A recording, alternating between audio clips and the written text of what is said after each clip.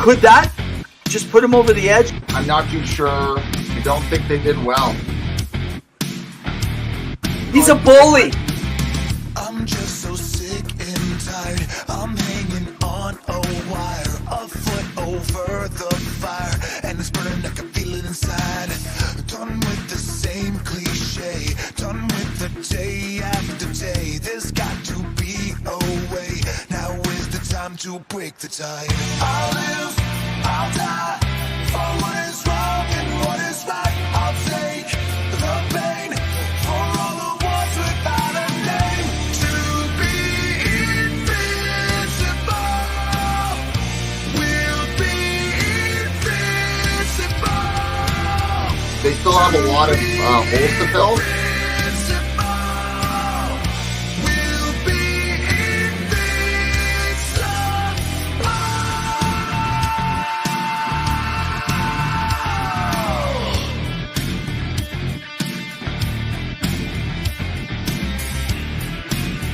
He didn't get fired. He didn't get fired.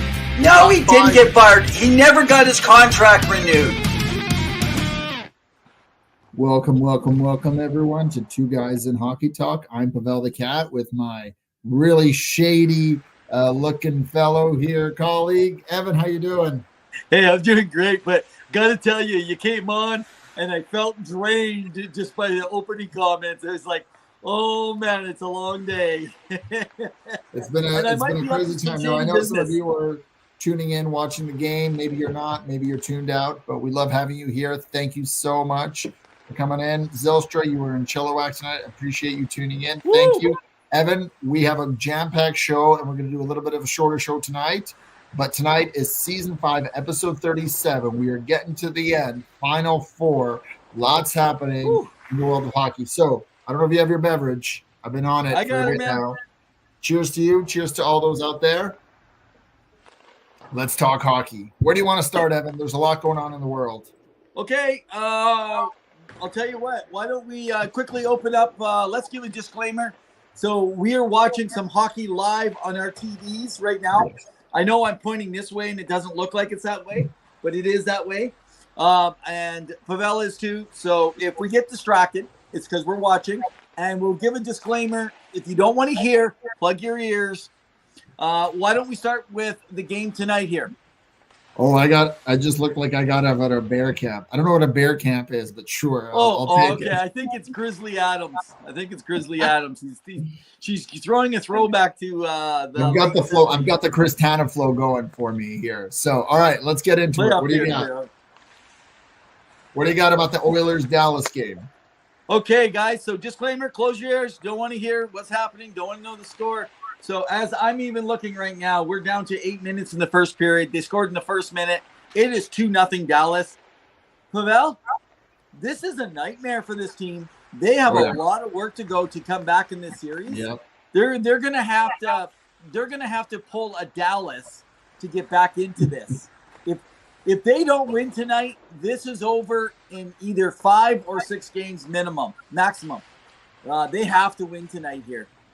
What are your thoughts here, man? What's going on with the Oilers right now? And then let's talk about what's going well for the Dallas Stars. So let's talk about the fact that it's a big market. Edmonton, a lot of pressure. And there's been a lot of criticism of certain players, including Darnell Nurse and Stuart Skinner. Now, certainly you can pinpoint on some of their plays, but really it's been a whole team game play. You know, if you go back to the series with Vancouver, Bouchard found on a pass and it led to a Vancouver goal, right? People panicked. He still ended up with having quite a few points, and he's still been a very effective defenseman, and it's been his coming out playoff party. You know, Draisaitl's been elite. I think what it is that it's a team coach system, and I think Knobloch, being a newer coach, and we talked about this, is a little bit trying to be bold, but also trying to keep things the same, not to change too much, and figuring out what works best. He did some line changes up today. You know, Desharnais, it's his birthday, by the way, is out. Broberg is in. Happy I know, bad birthday timing. to you, David. I know. Happy birthday And, to David, and not playing. It seems like the team is feeling a little bit overwhelmed. Now, granted, I picked Dallas, and you recall, you've been on a few shows. Dallas was my pick to go to the final, potentially winning. That's how good they are. Getting Rupe Hintz back has been immensely helpful, especially for Jason Robinson, who now has a hat trick, right? Elite goal scorer, right? We know this. But Edmonton just looks like they're giving too much time and space and making too many mental mistakes, and that's leading them to losing the game so far and losing the last game. Because let's be honest, they're up to nothing, and they cannot keep a lead. Let me ask you a breakdown here. So, like, you're talking about those mistakes. The Oilers haven't made this many mistakes in the first 2 rounds. Now, in the 3rd round, they're starting to make those mistakes. So, here's the question. They're not being rushed fast. What is Dallas doing in your mind that's looking different? Dallas is a very composed and very structured team. Peter DeBoer knows how to get his guys to play, and he's keeping everyone at bay. Dallas doesn't get worked up emotionally. Hey, Ray, great to hear from you. Hope you're doing well. I see you, Ray. What I hear from Dallas, we might be in your place, buddy. We may have a team not in the playoffs soon, too, buddy. Yeah.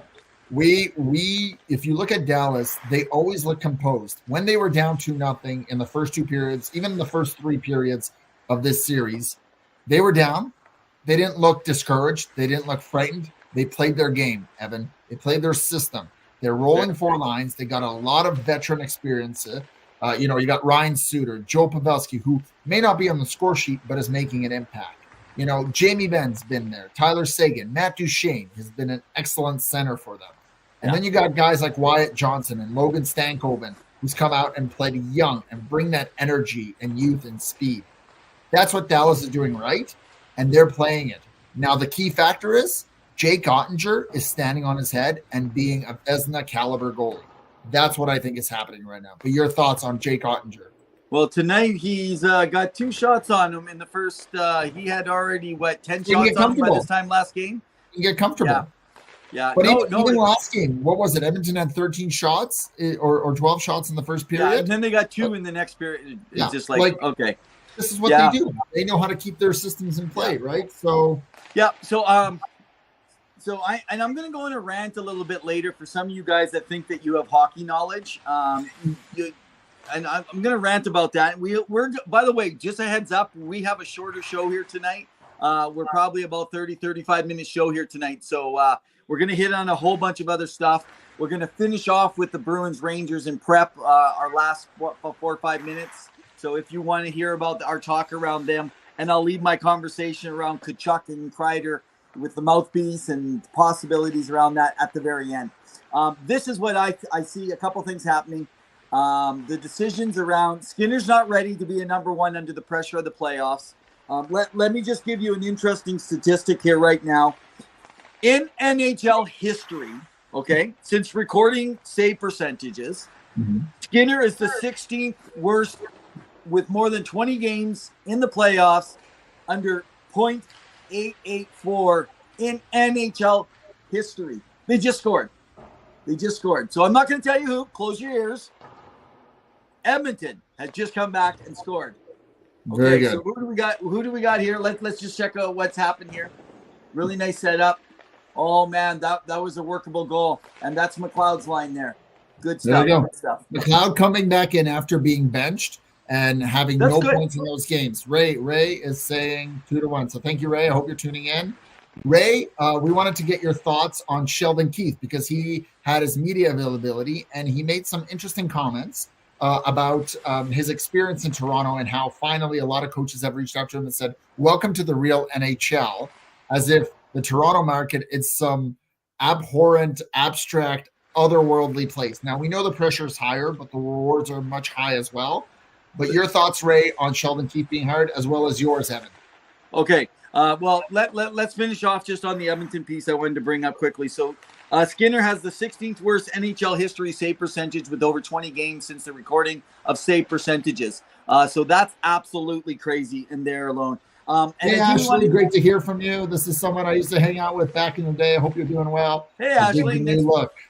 Thanks for joining us, Ashley. That may not be her look. She might have gone. That might just be a wig that they're enthusiastic. No, they're doll collectors. They're big enthusiastic doll collectors. So that's the picture they have. Well, right now, Ashley, if you have an Oilers doll, definitely you don't want to sell it right now. It's selling low. don't sell right now. The Oilers don't. So I want to throw out two things. So the observation, and then let's just finish off with Dallas and what's going well for them. It's what they're doing is the Canucks were going down the middle and they got pushed to the outside. Yes. And they were blocking Edmonton's outside shot.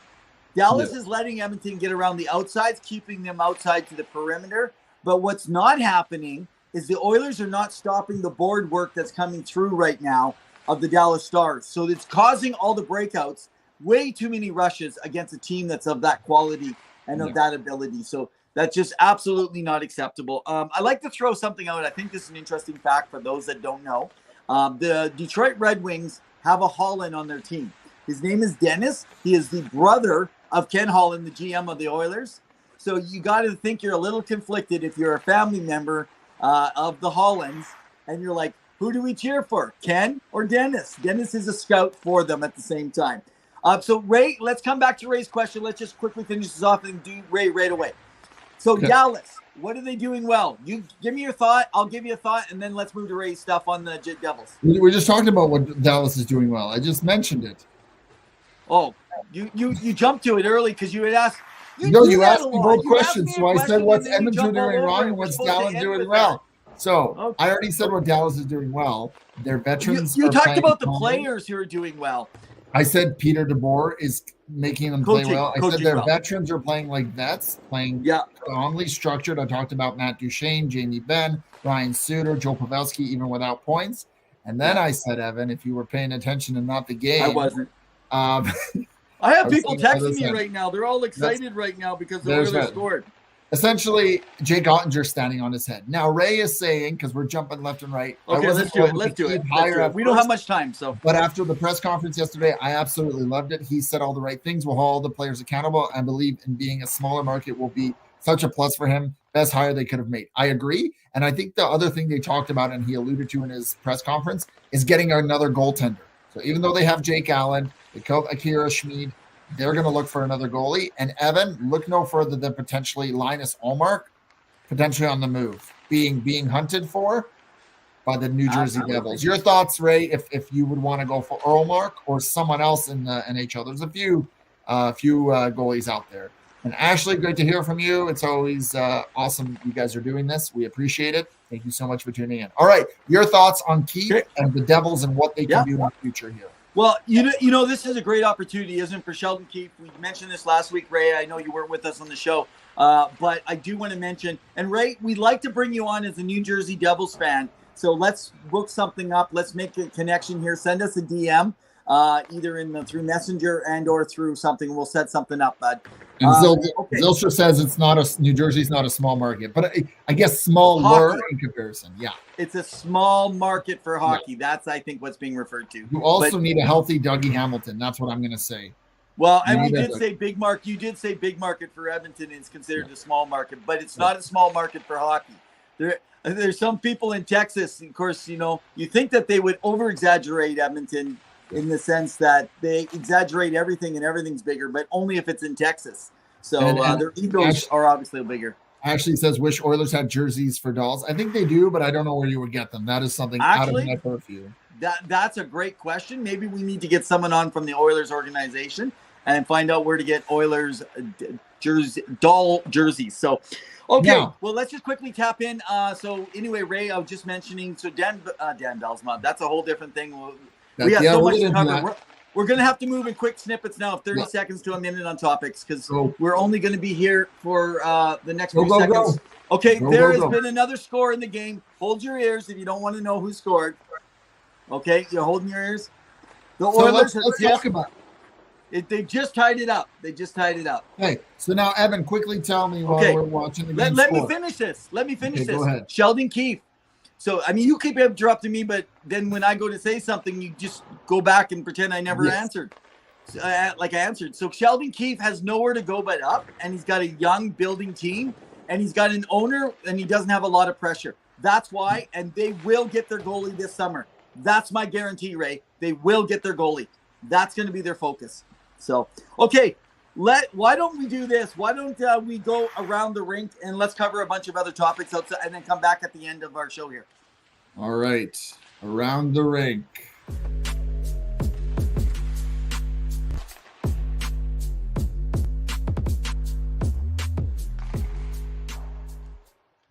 Around the Rink is brought to you by JR Web Designs. We have a great website, Two Guys in Hockey Talk, so you guys can go check it out. It's got all our latest articles up there. JR Web Design does amazing work. Reach out to them if you need a website for your business or organization. They do amazing work. Go check them out. All right, Evan, what's around the rink? Man. Okay, well, we're going to stay away from the NHL, but we'll come close right now. News out of Arizona. Morella has the Tucson Roadrunners. So just so you guys know, that team, all the players are owned by the Utah hockey team, except a few that are on AHL contracts, which they still have existing into next year. But here's the key. They wanted to move everybody over to Mullet Arena. It didn't work out. So officially what's happened, Utah has said we're not allowing all of our players to be moving back and forth. So Craig Morgan has now got the report out there and made it known that right now at this moment, they will get to play 6 games at the Mullet Arena, and the other 30 games are going to be in Tucson. So, hello, Tucson fans. So glad that you're going to keep your team. Zylstra, the Lost Trucker, you've been out there. You've actually attended games there. You even got me one of their third alternate jerseys. So that jersey stays in place. It's still a Tucson game. So there's some news there. The other thing is just out of the news of the NHL, Sean Avery is dating or has been seen kissing and mushing away with Mary Kate Olsen of the Olsen twins. He's always finding a way to stay relevant in the news every 5 to 7 years. But I like his podcast. I like what he says. Yeah. Yeah. He's always got something to say. Oh, the Oilers have gone on the power play in the last 2 minutes and 43 seconds. They're getting some breaks. Now, Ray says, as a quick aside, that whether it's Olmark or Soros, I'm okay. Both will probably cost the same, but it seems like goalies are invoking the no trade quite frequently. And speaking of Soros, it sounds like Mitch Marner and his agent have submitted 9 teams that they would potentially consider being traded to. So that was a rumor that we talked about. I know I didn't think he was going to move. There was an image going around that potentially, whether it was doctored or not, of Mr. Craig Berube, the new head coach, and him. Now, speaking of head coaches, Evan, I wanted to get your quick thoughts on Dan Balstra. Do I get to finish my segment around the rink, or are you just going? You keep going into new directions. Okay, where do you want to go? I'll come back to my rink. Yeah, no. Go ahead. I jumped the gun. I'm sorry. No, it's okay. Okay, what is it There's that so you much had? to talk about. Go ahead. Okay, anyway, so Avery, the 67, Ottawa 67. Some people like information outside the NHL, and I'm trying to keep it quick. They have gone into the Sports Hall of Fame for the 1999 Memorial Cup champions. This is going to take me to our Memorial Cup right away. Brian Kilray, who was the stand-in to receive the award for that team, Memorial, the best Ottawa 67s team that's ever played. So good news to them. The AJHL in Alberta, the Junior Hockey League under the Canada Agreement. Remember, some left to the BCHL. Well, they have brought 2 new teams in from Alberta, Whitecourt Wolverines, and also the other team has been Devon. So Devon is actually now also in the BCHL. Brooks Bandits became the Alberta Cup champions. Remember that name because it's the only year they'll ever be an Alberta Cup champion in the BCHL, because starting next year, they're in an actual division that they'll have for an Alberta division actually in there as well. And in the Memorial Cup, there are 4 teams, right? 3 teams left that will be going on. And Moose Jaw has made it into the semifinal, and the loser tonight between Saginaw and London will face them. I got to tell you, London is dangerous, and they got 2. And I'm just going to leave it at this. You guys have to look into this. We'll talk later about you Flyer fans. They got 2 guys, Bonk, and they also have Barkley, who you got to keep your eyes open for. So Philly, along with the news that Mishkov is 90% chance coming over this next season, it's going to be an interesting offseason. I see something happening in free agency. So the rest is NHL news. Let's go to your stuff for the final 10 minutes here. All right. So the Daniel Bystra hiring in Seattle and potentially bringing in a female assistant head coach for the first time. So that's pretty amazing. Your thoughts on him coming in. And there's also talk about Tard Reardon, given their history, coming in also as an assistant head coach. And we know Tard Reardon not only in Edmonton, but also in his time with the Detroit organization. Your thoughts, Evan, there? Well, hey, Reardon, I actually hadn't heard that news, so thanks for that news. Hadn't heard that part, so that's really good. It's always interesting how guys connect. I am really excited for Jessica Campbell. You ready? I'm ready to make a prediction. Not only will she be the first assistant coach, she will be the first female head coach in the NHL.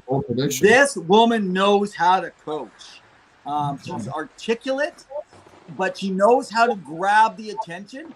She knows how to yell, and she knows how to stay quiet. I mean, she knows how to keep her peace, if you know what I mean, to stand her peace and work around. So I'm really, really excited around that. And Dan Belsma, he deserves to get back in the show. This has been great. He's done incredible good job for the Coachella Valley. And guess who? Guess who plays on that team? That's a fourth-round pick that was supposed to projected to be a first-round pick and has had some success at the AHL level. Are you talking about fourth overall or fourth round? Fourth overall in the first round. Yeah, Shane Wright. Exactly. This could not be better for Shane Wright. He's going to get every opportunity, and if he doesn't, we need to admit then there's something wrong going on in his mind right now.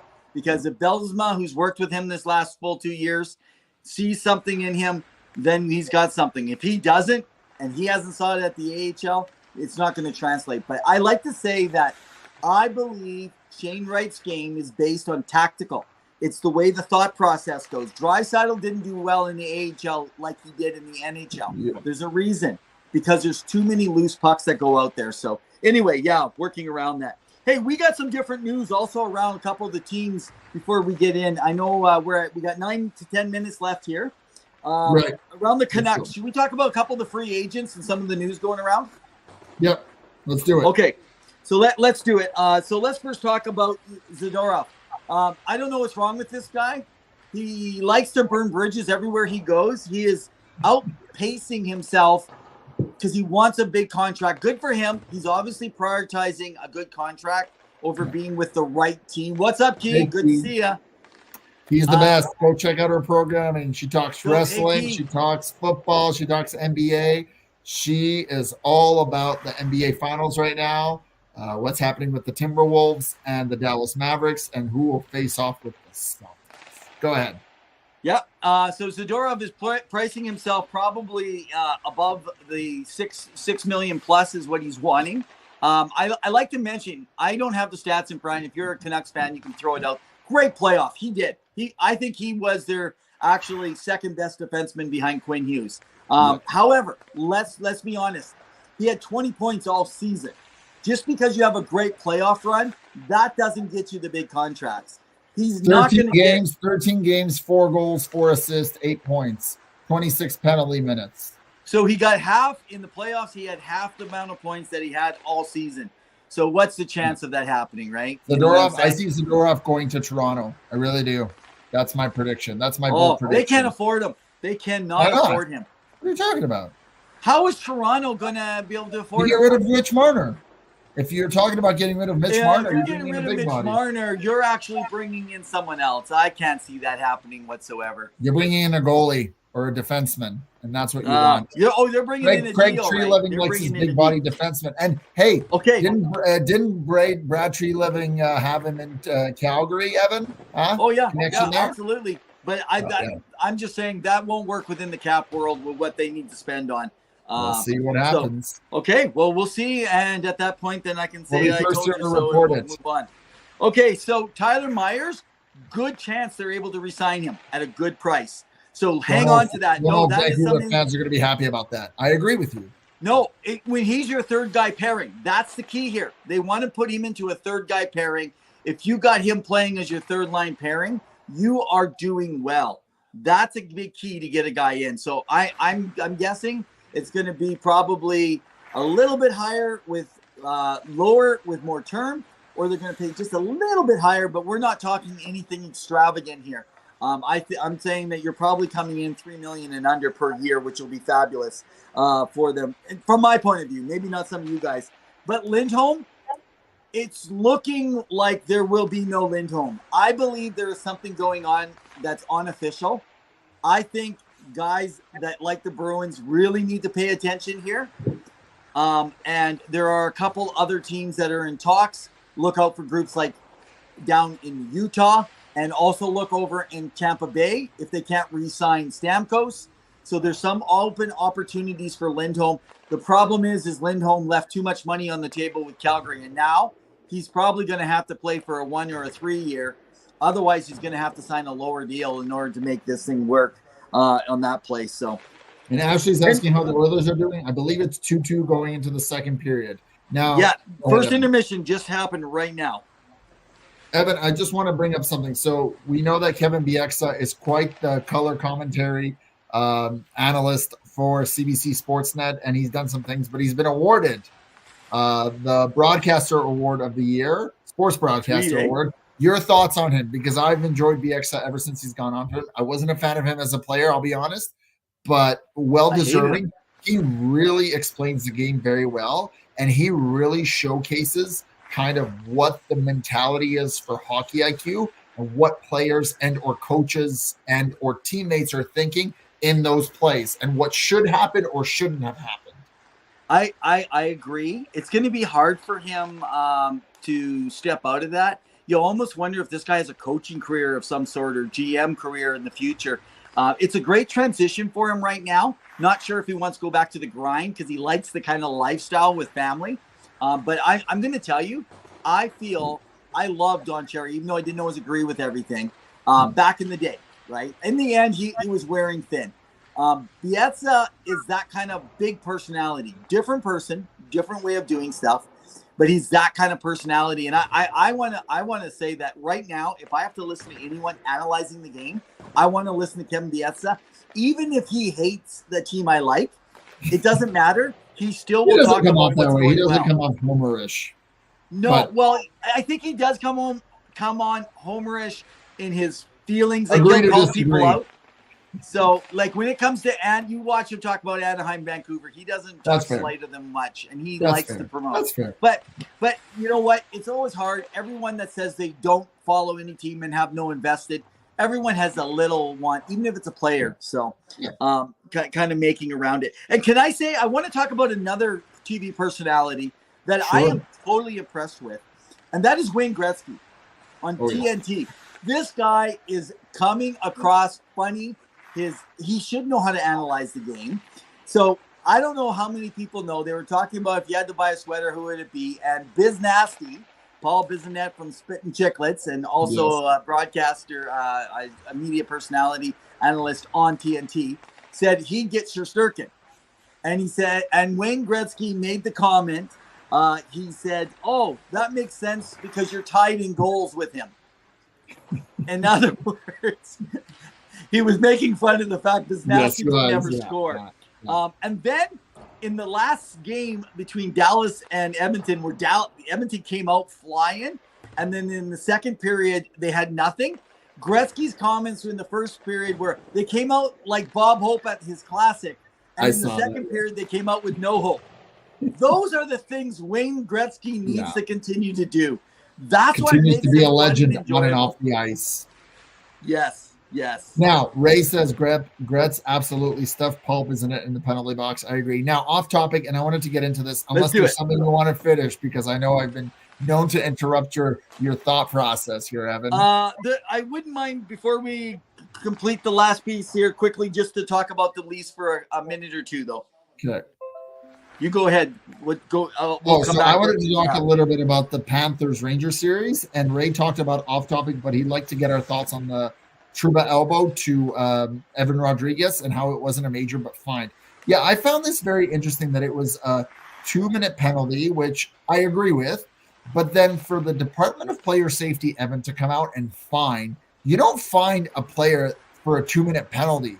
When's the last time you saw a 2-minute penalty in the game? And then the NHL Players Safety Association comes in and says, wait. You need to be fined because that was a little egregious. You know what I mean? Yeah. That should have then been a little bit more. Like, you can't tell me. Now, people say, Rodriguez, embellished a little bit. Whether he did or not, I don't know. But the way, and again, we talk about this before in many other calls, the way that you view a video play in slow motion will look completely different than it does if you watch it at full speed. However, Trouba has been known to throw some big hits. We even know in the Canes Rangers series when he threw his body at Natchez, right? Remember that? Yeah. He plays on the edge whether you like it or not. However, I think that should have been at least 4 minutes, maybe 5. I get it, because of the fact that you got fined for that. I don't agree that you should be fined if it's a 2-minute penalty. Are you telling me now that every tripping that George Barros is going to come down and say, Rupe Hintz, you tripped Connor McDavid, you're going to get a $5,000 fine. That's not how it works. So I think the refs, it's a fast game. They made a mistake. They reassessed it. It wasn't the right call in my mind. And again, I got no skin in that game, but they did not do the right thing. You can't be fining when you just have a 2-minute penalty. Otherwise, you're setting a completely different precedent. And what's next, right? And Ray says referees should be able to take a player's history to account. 100%. And I think Department of Player Safety does as well in the last 3 seasons, I think it is the time frame, or the last X amount of games. But go ahead, Evan. Yeah, so just in fairness, though, I agree with you. If you don't call the play on the ice, there shouldn't be disciplinary action after. Agreed. Because I think that's where the ref has to have some finality. But here's the problem. People don't get penalized on the ice, and they're still actually given suspensions even though it wasn't called on the ice. So they've set a precedent for it, and unfortunately it's gone the other way. You and I have talked about this. I don't even want to talk about reffing. It's so terrible and horrendous. I don't want to even give them much more time because it's every single week. But I will say, I feel like we need to go back to the Shanahan, when Brendan Shanahan, actually the player Department of Safety, had to put out a video. So if you're not going to let the referees talk, make the DOPS for fines and penalties, anything around there for, fines or suspensions, have to show us a video explaining your reason. We can disagree, but at least give us the reason so we don't all speculate, especially with social media today. It's easy. They've done it. They have a precedent. And actually, more people shut up back then and said, well, I disagree, but okay, I get why you said it. Yeah. Right? Yeah. An explanation is always necessary. So you can let us know your thoughts, Ray, but really I was just a little confused as to why they would do that. But I understand Evan makes some good points, which is hard for me to admit. Now, shift over to behind the scenes. Oh, and Ray says Shanahan used to do those awkward videos with Department of Player Safety. I remember those, right? He would just stand there with the video on the side, and this is what happened. Player A went for player B, and that was the resulting action. It was he definitely needed some practice in front of the camera, which helped him now that he's in Toronto. But speaking of GMs and presidents, and welcome Rick from Evan. Evan, your thoughts on Don Waddell becoming the new not only GM but president of hockey operations for the Columbus Blue Jackets? It's kind of a weird story. They were having issues with him and ownership. So it was kind of, everyone knew this was actually coming, which is kind of surprising because he's done a great job. Some people think he hasn't got over the top, but listen, this is not a 22-team NHL or a 27-team NHL anymore. This is now a 30 to 32-team NHL since he took over. It's harder than ever to get back to a cup. Look at Colorado the last 2 seasons now, since they won the cup, right? I mean, it's just like, it looks like Washington. Washington never even close to it again. Like the fact that Pittsburgh did what they could, I think they have these ambitions to get back there. So Tampa, even the 3 Oilers, times in a year. This is what I would tell fans. You need to appreciate when your team makes it to the second round. So Maple Leaf fans, you'll be happy about that. All you got to do is make it. I'll tell you why. Because you're the top 8 teams in the entire league, right? Yeah. Make sure I have my right numbers. So if you can make the top 8 or the top 4, that is an incredible season. Not everyone. There's going to be teams that will never win the Stanley Cup. It's just the way it is. There's way too many teams in the odds and caps and injuries and stuff around that. So, hey, let's go back quickly to the Maple Leafs before we do a final wrap of thoughts on the Bruins and Panthers. Let's do it up. Interesting here. So for people that do not know, Mike Yeo has been released from his contract now. Which was interesting. And it's interesting because there's a good chance that he's going to end up with Craig Berube in Toronto. There's a very high possibility of a group. And it's interesting how they've been actually caught Craig Berube and Mitch Marner together. I do think that this is preliminary, that they're trying to figure out what to do. I do not believe the rumors that have gone out that he's got a 19 trade list that he's opened up and shared. I think that he has a list of people and he's ready, but I don't think that that's been shared yet. And that was the purpose for meeting with Berube, because he wants to see where he is and get a feel. Okay. Who knows what that means? I think they move on, though. I think they will move on. Next week, I can see that. Yep. Next week, let's talk about possibilities of some good landing locations for some possible trades and have some fun playing RGM with some stuff around this. So, but it's interesting also, Tavares, CRA in Canada for disputing his taxes are not coming back and saying anything. So I had my son-in-law, who will never probably watch this show, even though that he's interested. He did all the figures, very much a math guy.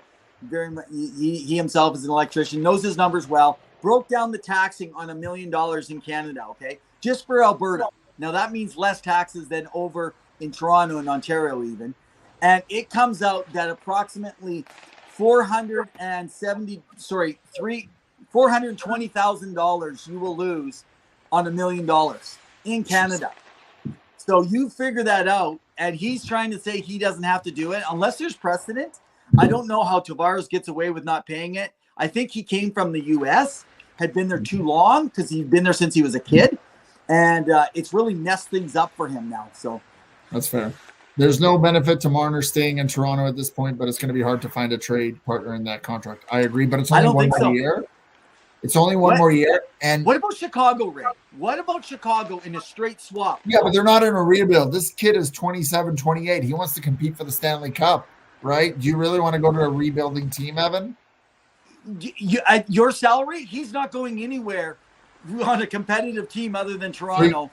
Exactly. Right? So he stays, right? It's either he gets a new start, and if he can waive his trade clause, if he goes to a place like Chicago, he's earned that right because he signed that. They signed that for him. They included that clause, so he has a right to stay. Whether people like it or not, whether Toronto grumbles and fumbles, he's not going to push it though. He wants a good next contract, so I don't think he'll push it. I would say look for some big trades, and maybe even look for a third team party. What if Chicago could make something work and eat some cap space? Send out Seth Jones. I know they like him. I'm just using that as an example. Yeah. I'm going to say look out for Utah. I'm not saying he's going there, but they want to make a big splash. Ryan Smith wants to make a splash. That team is in the midst.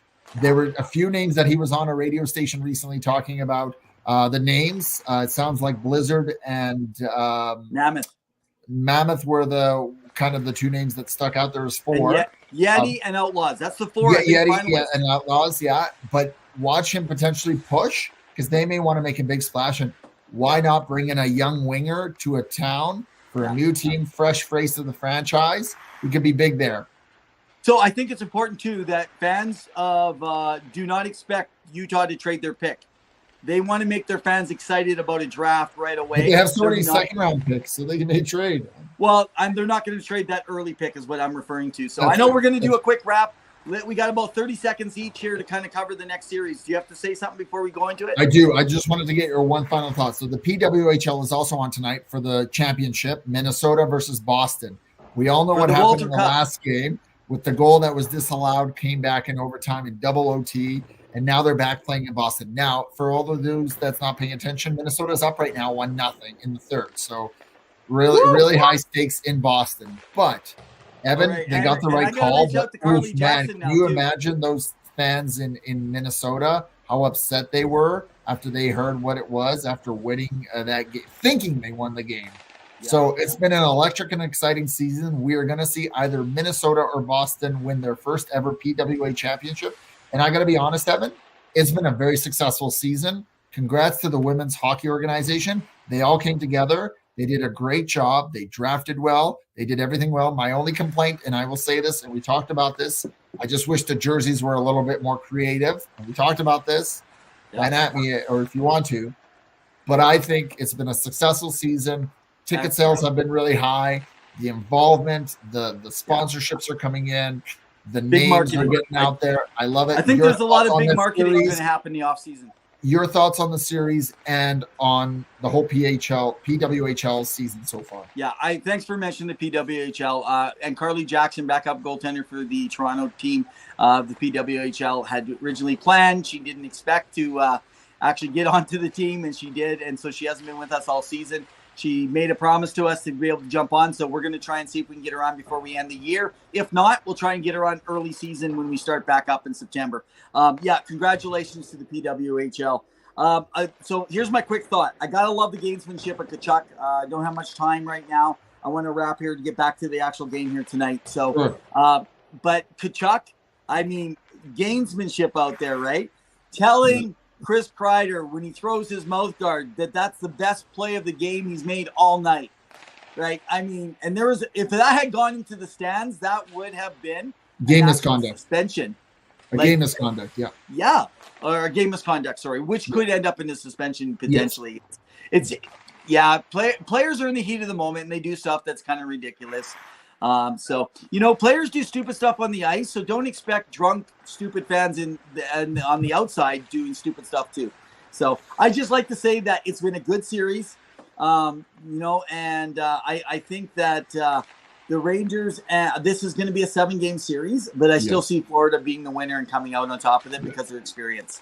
Yeah. But look out next year for the Rangers. They're going to be even better. And Lafreniere has been the difference.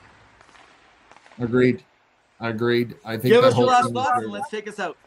I've really enjoyed these two series. I think it's been incredible, and I can honestly make an argument, Evan, for any of these teams winning the Stanley Cup this year, and justifiably so, saying they deserve it. That's how good these teams are. I love playoff hockey. You love playoff hockey. All of you tuning in love playoff hockey. Even in the PWHL, we are loving playoff hockey. Let's go hockey. Let's go hockey playoffs. All right. Well, guys, it's been another great night. Next week, I'm going to come back with my rant of the week. So if you think you have hockey knowledge, I'm going to be challenging it in my rant next week. And I will blow my horn. But as we say every week, sorry for the shortened edition. It's a 1 week only. You got a 42-minute to make up for all those. You've gotten overtime before minutes. from this. This time you get undertime. So been a ring of ding dong dandy. But as we say every week, in the meantime and in between time, keep your sticks on the ice. Stay safe. We appreciate you guys. Cheers.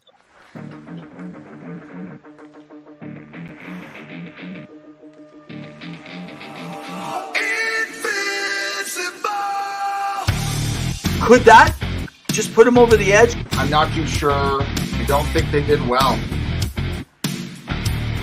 He's a bully. I'm just so sick and tired. I'm hanging on a wire, a foot over the fire, and it's burning. I can feel it inside. Done with the same cliche, done with the day after day. There's got to be a way. Now is the time to break the tie. I'll live, I'll die for what is wrong and what is right. I'll take the pain for all the ones without a name. To be invincible, we'll be invincible. They still have a lot of holes to fill.